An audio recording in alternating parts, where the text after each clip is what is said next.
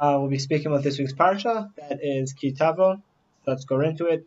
Right at the beginning speaks about the mitzvah of Bikurim. So, where's the mitzvah of Bikurim? It's a mitzvah that in Eretz Yisrael, right, you need to mark the first fruits that grow on your tree, and you need to bring those first fruits and bring them to the Beit HaMikdash and give them to a Kohen. Now, what's interesting is this only applies in Eretz Yisrael, and now the question is, if that's true that it only applies it applies specifically in Eretz Yisrael, then why don't we have to bring all the fruits? Because Rashi explains, and I believe this is based on the Mishnah, that the only fruit that actually qualifies that you need to bring to the Beit HaMikdash are the 7 minim of Eretz Yisrael. That is like dates, figs, olives, grapes, those fruits, right? The 7. So, if that's true, I mean, you have this Bikurim, you should bring the first fruits that grow in Eretz Yisrael. Why not all of them? Why are we discriminating? So we learn actually, this is based on Rav Bernstein's shir that he gave last year on this parsha, is one of the reasons why we bring Bikurim is actually to speak praise about the land that God gave us. And this is Keneged, the Chet HaMeraglim. Because when the Meraglim came back to report on the land, they spoke Lashon Hara about Eretz Yisrael. So now we want to speak well of Eretz Yisrael. After all, we see in the third pasuk of this week's parasha, Vatay la Kohen, right? Asher yeh bayamim ahem, right? And she'll come to the Kohen who will be in those days. Rashi comments there. We'll get into that later. Vamarta elav, and you shall say to him, Hikarti hayom laHashem Elokecha, right? I said today before the Lord your God, Kivati el haaretz asher nishba Hashem lavotenu latet lanu, because I came to the land that God swore to our forefathers to give to us, right? So there we go. We speak in praise of Eretz Yisrael. We want to be in Eretz Yisrael. Here are the Shiva Minim, and the reason why we speak specifically Bikurim from the Shiva Minim is because those are the fruits that are special to Eretz Yisrael, and that comes against what we said, or at least what we heard and what we believed about the Lashon Hara that the Meraglim spoke about Eretz Yisrael. So it's Mida Keneged Mida. Interesting. The only question is, there's a Mishnah that actually discusses 3 of the Shiva Minim. Discusses the Anavim, the Rimonim, and the Te'enim, right? The grapes, the pomegranates, and the figs. Now, why? I mean, okay, fine. So if you have the Shiva Minim, we get that. It's Keneged the Chet HaMeraglim, but why would the Mishnah isolate 3 of the 7? What does that matter? If you're going to say one, okay, good, we get it. This one, as in all the Shiva Minim, this is just one sample, so great. Or if you're going to say more than one, then say all 7. Why does the Mishnah say specifically 3? And why those 3? Right? Rav Bernstein gives this answer in the name of someone else, I don't remember who, but he says that the reason why is because the 3 minim that the Meraglim brought back and spoke Lashon Hara against specifically were Anavim, Rimonim, and Te'enim. And therefore, those are the 3 that the Mishnah comes and speaks in praise of. Amazing. So you see, there we go. You spoke negatively about these, the Mishnah is going to have you forever speak positively about the others. Okay? So, that's that. Point 1. Now, point 2. There's a very mysterious Rashi here. And we'll mention the Rashi, and then we'll see why it's mysterious. Okay. You see, Uvat el Kohen asher yeh bayimim ahem, right? And it will come to the Kohen who will be in those days, right? In those days. Says Rashi, asher yeh bayimim ahem, ein lecha ela Kohen shebiyamecha kmo shehu. You have no Kohen in those days except for how he is. However he is, you have to accept him. He's your Kohen. Okay, we get that. Maybe he's not the best Kohen. Maybe he's not our favorite Kohen, but you have to give it to him anyway.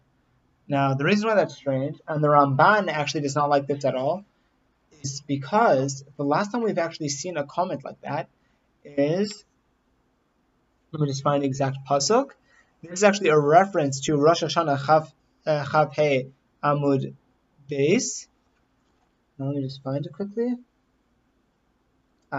We see it in Dvarim, in Perek Yud Zayin 17, pasuk Tet. So 17:9, Uvata ela kohanim, halviim, Vel hashofet asher yihye bayamim ahem, right? And to the judge who will be in those days, right? V'darashta v'yigidu lecha et dvar mishpat, right? So says Rashi, Vel shofet asher yihye bayamim ahem, afilu eno keshar shoftim shayu lefanav, right? Even if he isn't like the judges who came before him, ata tzarich lishmoa lo, right? You have to listen to him. You have no judge other than the one who's in your days. Now, the Gemara, Rosh Hashanah is great. Rosh Hashanah is coming up. It's in 2 weeks. So it's great that we're recording the Masechta. Here in Chav Hey Amud Beis.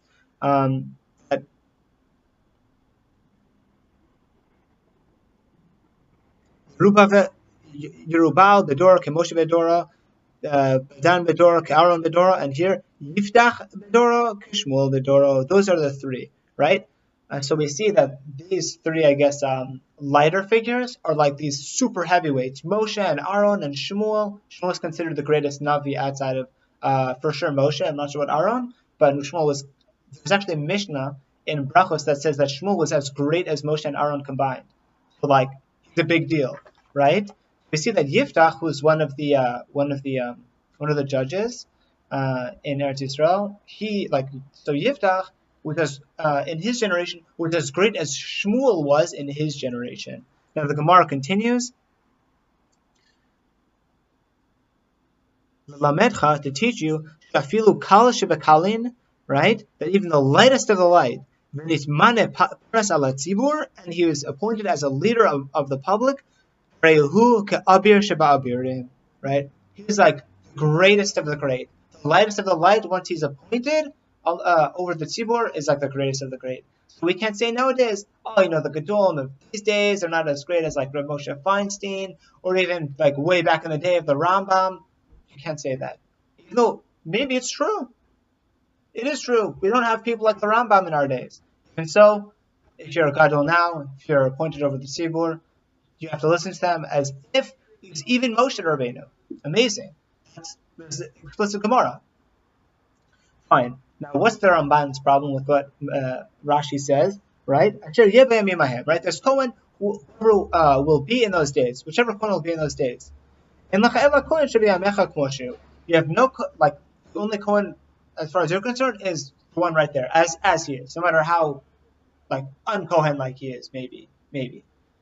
Now, the question Rav Bernstein brings out is, and he's quoting the Ramban, is, it has nothing to do with Shofet. A Shofet, okay, fine, we can see he's not as learned, doesn't have the same midot as Moshe did, but a Kohen's a Kohen. You know what I mean? You're born a Kohen, you're a Kohen. Forget it.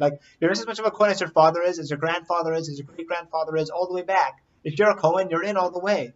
So what's this Kohen of Rashi? The Ramban, therefore, says, no. That's not what it means. Right? What he says instead is that right? So actually, when it comes to, this is Bikurim. When it comes to Truma, right? If you take the tithes out of your produce, you actually have to give 2% of it to a Kohen, right? Now you actually have a choice who you can give it to. So let's say if you have a relative, right? You can give it to him. You have a very good friend. You have someone who you have a family of Kohanim who your family has been given to you for as long as you can remember, you can give it to them. So the Ramban says, when you come to the Beis HaMikdash and you're giving Bikurim, only the Kohen who you're giving it to right then. Whoever's appointed on that shift, it doesn't matter if you have a cousin, if you have a childhood friend, it makes no difference if there's a Kohen there, someone in the Beis HaMikdash. Whichever Kohen is appointed at that time, he's the one you give it to. That's what the Ramban says. That makes total sense. But our question is, so what's Rashi saying? Ramban's question is an excellent question. So how can Rashi say, right? Of course, he's a Kohen. You don't really have any other options. If he's a Kohen because his father was a Kohen.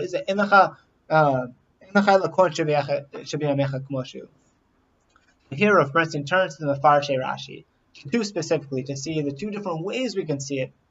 We're going to see the Maskil David, and we're going to see the Davar David, I believe. The Divrei David was written by the Taz. He's famous for his commentary on the Shulchan Aruch, the Turei Zahav. Fine. So we'll start with the Maskil David. The way he explains it is, right?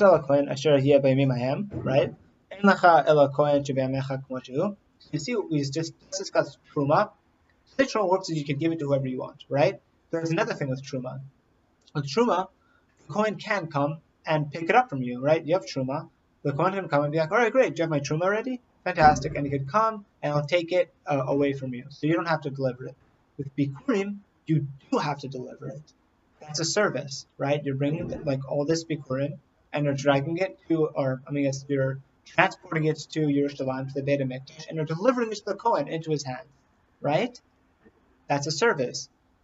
Maybe you'll say, look, I'll do that for his father. His father was a great man. This guy, he can come pick it up. No. Says Rashi, however he is, right? It doesn't matter if he's not like his father, you deliver the Bikurim. That's his right. Fantastic. So that's the mask of the David. Divrei David has a different way, and he actually focuses on right?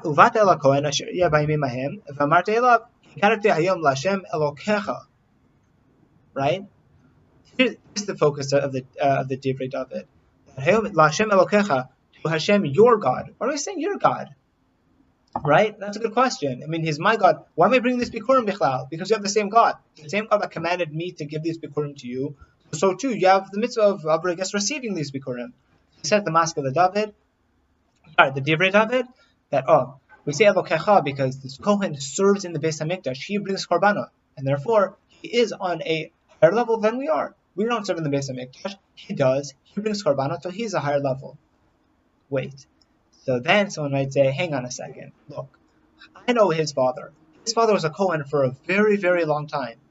This guy is new. He just started working as a Kohen in the Beis HaMikdash. He was saying, I understand that his father was holier than me. But this guy is holier than me. Give me a break. No. However he is, even if he's completely new to the service, yes, he's a Kohen. He deserves that respect. That's that. And I just want to end. I know I'm kind of getting a little bit over time, but there's another question that you can ask. This is not something I heard from a person. I believe I'm actually quoting a Torah Vadat by Reb Yerucham Levovitz. He was the former mashkiach of the Mir back in the old Mir days in Eastern Europe. So he says, so why do you have to say, after all, what are we saying Bikurim for? Out of praise of Eretz Yisrael and thanks for God. Now, if we're saying thanks to God, why do we need to give it to a Kohen, right? I mean, we're thanking God. We're not thanking the Kohen. The Kohen had nothing to do with it. So Rabbi Yerucham says, poignantly and amazingly, that the problem with gratitude is sometimes it's a little bit too abstract, and for us to simply thank God, just thank you God, is too remote. We can't understand it. Therefore, says Rabbi Yerucham, you actually have to give it to a person so that you're looking someone in the eye while you're thanking them for what you have. Because then, by looking someone at the eye, by giving it to a specific person, you become more aware of what you have to be grateful for, because you're directing it to a specific person you can see in front of your eyes, right? And therefore, it's to make that gratitude more real. Instead of just saying, thanks God for this amazing fruit, you're looking someone in the eye and be like, thank you for the fruit. And that'll make it more real. All right, have a great Shabbos. Thank you so much for tuning in.